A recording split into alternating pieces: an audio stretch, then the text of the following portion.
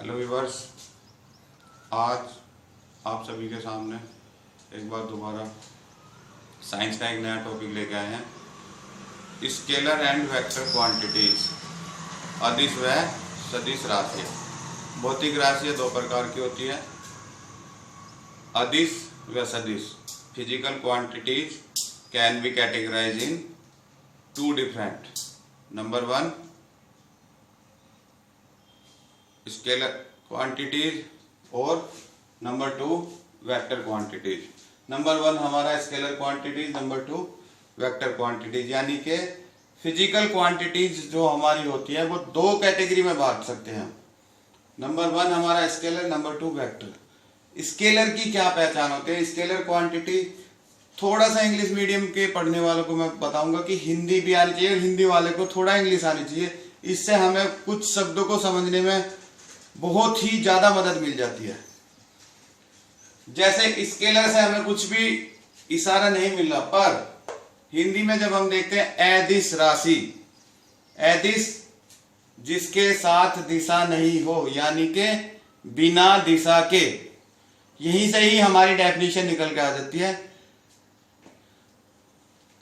Physical quantities that contain only magnitude not direction called scalar quantities. Hindi में वे भौतिक राशियां जिनमें केवल परिमाण होता है, दिशा नहीं होती, स्केलर क्वांटिटीज कहलाती हैं या अदिश राशियां कहलाती हैं।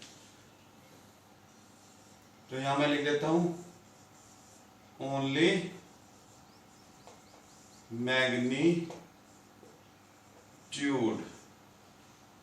यानी कि हिंदी में क्या कहेंगे? केवल, ओनली मैग्नीट्यूड नॉट डायरेक्शन, यानी कि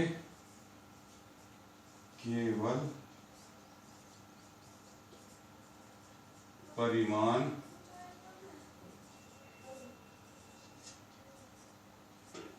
दिशा नहीं। जिन राशियों में केवल मैग्नीट्यूड हो, डायरेक्शन ना हो, हिंदी में केवल परिमाण हो, दिशा ना हो, ठीक है।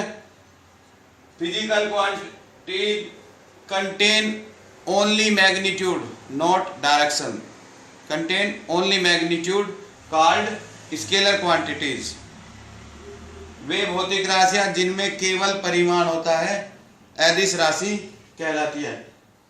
एग्जाम्पल अभी बाद में। सेम इसके अपोजिट आ जाते हैं वेक्टर क्वांटिटीज। वेक्टर क्वांटिटीज में क्या हो जाएगा?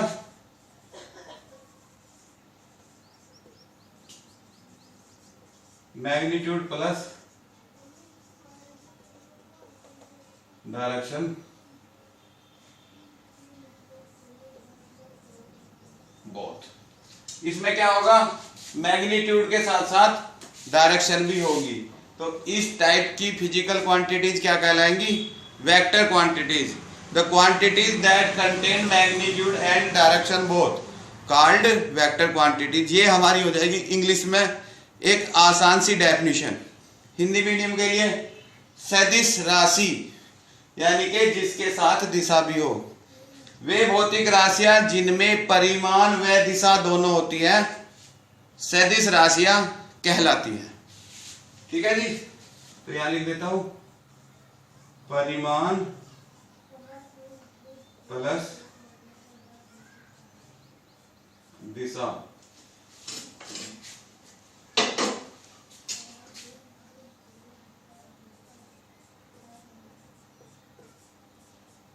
दोनों।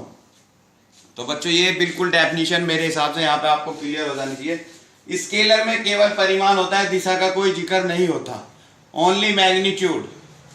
और वेक्टर क्वांटिटीज में मैग्नीट्यूड प्लस डायरेक्शन दोनों होती है।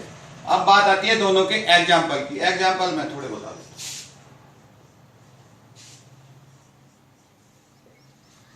स्केलर क्वांटिटीज में एग्जाम्पल के लिए हम ले लेते हैं मास, स्पीड, वॉल्यूम, वर्क। एक एक के बारे में बता देता हूं।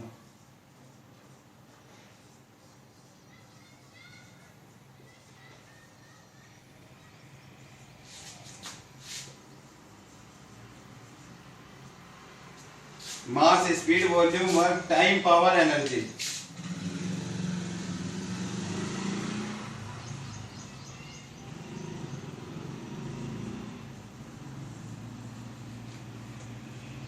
ठीक है जी। मास हिंदी में लिखने की कोई जरूरत नहीं है, सभी को कॉमन वर्ड्स है, सभी जानते हैं। ये होगा हमारा द्रव्यमान, ये हो गया वेग, ये होगा आयतन, ये होगा कार्य, समय, शक्ति और ऊर्जा। ये सभी हमारी स्केलर क्वांटिटीज यानी कि अदिश राशि है। द्रव्यमान, वेग, आयतन, कार्य, समय, शक्ति और ऊर्जा। Mass, speed, volume, work, time, power and energy are scalar quantities. इसी के साथ ही आते हैं वेक्टर क्वांटिटीज के उदाहरण। वेक्टर क्वांटिटीज में आपका आ जाएगा डिस्प्लेसमेंट, और इनके डिफरेंस भी मैं आपको क्लियर कराऊंगा अभी।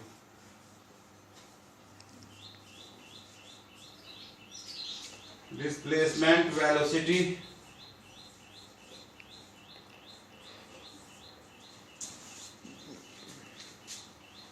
Force,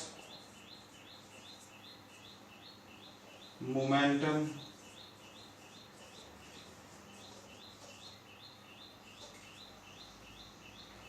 and torque.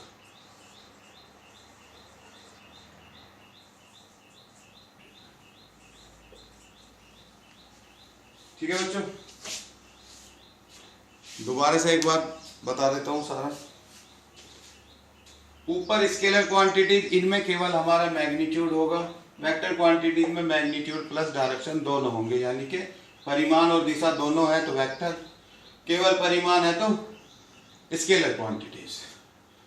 मास, द्रव्यमान, किसी भी वस्तु का जो अपना वजन होता है मास कहता है। स्पीड और डिस्प्लेसमेंट, स्पीड और डिस्प्लेसमेंट के बीच में बिल्कुल बहुत कम फर्क है। स्पीड कहते हैं वेग और डिस्प्लेस कहते हैं हम विस्थापन को। तो स्पीड और डिस्प्लेसमेंट में मैं अपने घर से स्कूल आया तो मेरा वेग था 20 किलोमीटर प्रति घंटा आने का, और स्कूल और घर के बीच की दूरी है 40 किलोमीटर, 2 घंटे मुझे लगे, तो मेरा वेग क्या हुआ 20 किलोमीटर प्रति घंटा। विस्थापन मेरा कितना हो गया 40 किलोमीटर, और मैं स्कूल से पढ़ाने के बाद फिर घर चला गया तो मेरा विस्थापन हो गया 0, यानी कि जहां से आया था मैं वहीं चला गया। इसलिए इन चीजों में क्या है, डायरेक्शन वैल्यू रखती है, पर अदिश राशियों में डायरेक्शन का कोई मतलब नहीं है। वेग हमारा तब भी 20 किलोमीटर प्रति घंटा था और अब भी 20 किलोमीटर प्रति घंटा है, पर इस स्थिति में ये चीजें चेंज होगी।